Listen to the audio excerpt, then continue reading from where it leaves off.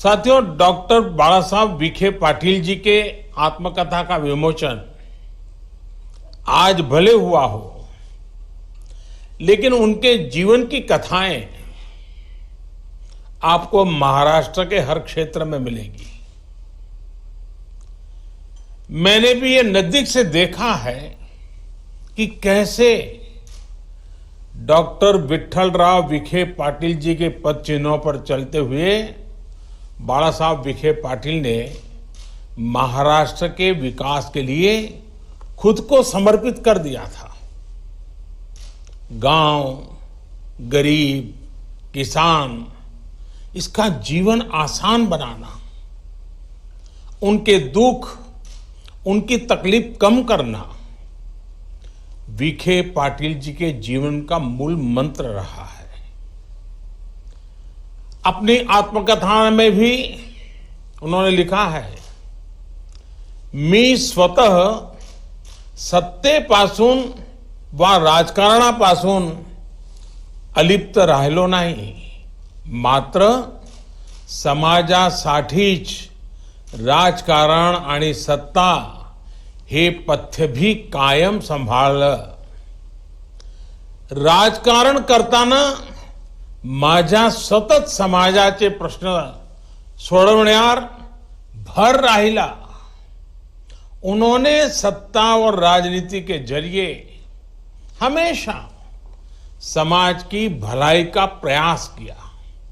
उन्होंने हमेशा इसी बात पर बल दिया कि राजनीति को समाज के सार्थक बदलाव का माध्यम कैसे बनाया जाए, गांव और गरीब की समस्याओं का समाधान कैसे हो। बाला साहब विखे पाटिल जी की यही सोच उन्हें दूसरों से अलग करती थी। यही वजह है कि आज भी उनका हर पार्टी, हर दल में बहुत सम्मान है। और यही बात अभी उद्धव जी ने भी बताई, देवेंद्र जी ने बताई, चंद्रकांत जी ने बताई।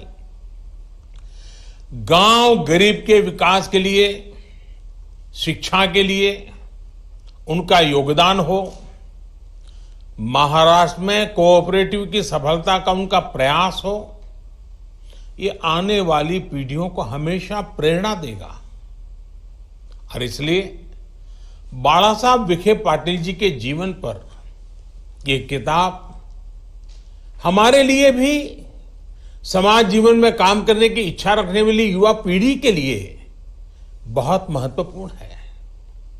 साथियों, डॉक्टर बाला साहब विखे पाटिल जी ने गांव, गरीब और किसान के दुख को, उसके दर्द को नजदीक से देखा, समझा, अनुभव किया।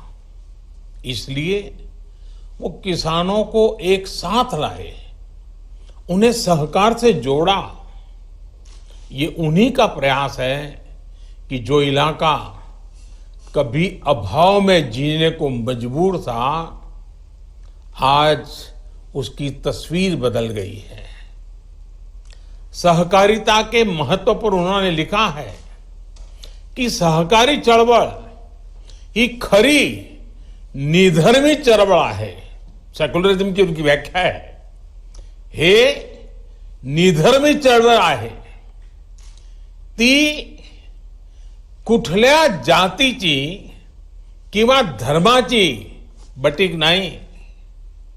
आतापर्यंत सगळ्या समाजाला जाती नाही प्रतिनिधित्व दिले आहे।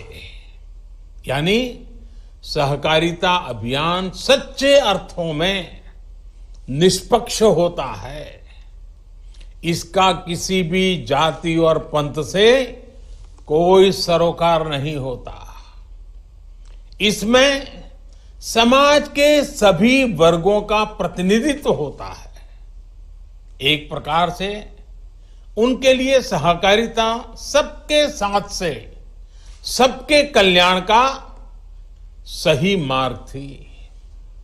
सिर्फ महाराष्ट्र ही नहीं, अटल जी की सरकार में मंत्री रहते हुए उन्होंने देश के अनेक क्षेत्रों में सहकारिता को बढ़ावा दिया, उसके लिए प्रयास किया। ऐसे में उनके आत्मचरित्र के लिए देह वेचावा कारणी, देह वेचावा कारणी, ये नाम बहुत ही प्रासंगिक है, बिल्कुल सटीक है।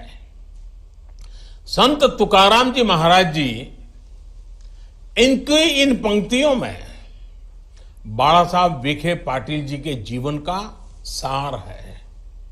साथियों, जब देश में ग्रामीण शिक्षा की उतनी चर्चा भी नहीं होती थी, तब प्रवरा रूरल एजुकेशन सोसाइटी के माध्यम से उन्होंने गांवों के युवाओं को प्रोत्साहित करने का काम किया।